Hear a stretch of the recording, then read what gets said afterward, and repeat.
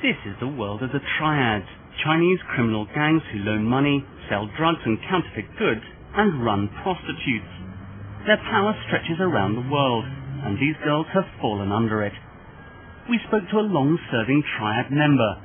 His voice and appearance have been disguised to protect his identity. Girls know they have to work to pay back the money we pay to buy them. We do find girls who refuse to work, and we will keep them in solitary confinement and give them a bad time until they tell me they want to work. And this is the Triads territory. The streets of cities like Kuala Lumpur are ruled under an uneasy truce between the forces of law and the taikos, the big brothers or gang bosses. Crime can't be stamped out, so instead boundaries are set. The criminals run it part of the time, the police the rest. If I want to operate on a particular street and ask a politician to ask the authorities not to disturb me, the politician might say, it's impossible to have zero arrest, so you can operate on certain hours and we will patrol after those hours. So it's a win-win situation. In the old days, triads revolved around ritual. Many grew as a way of helping Chinese clansmen get set up in a new city. These days, they're run as businesses. There are still rules, though. If disputes can be settled with a warning, they are. If not, there's blood. If someone betrays me, I will get a few gang members together and beat him up until he's paralyzed or he's a vegetable.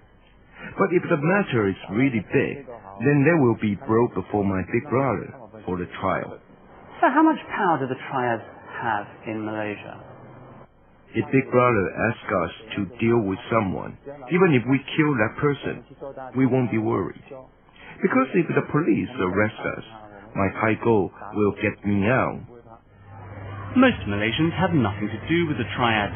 If they do, it's most often to buy fake designer goods or to borrow money. And when it comes time to collect, the gangs know the power of fear.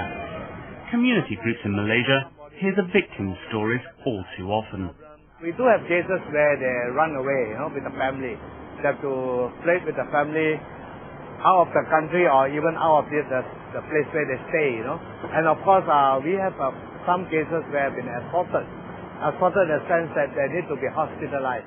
Some people would say that you're a wicked man. Do you think you're a wicked man? I admit that I'm a bad guy. I'm a gangster. So who runs your world? The government. If the government doesn't want to be a bit lenient with us, and if they are strict about everything, then there's no way that I can make a living. There's no work.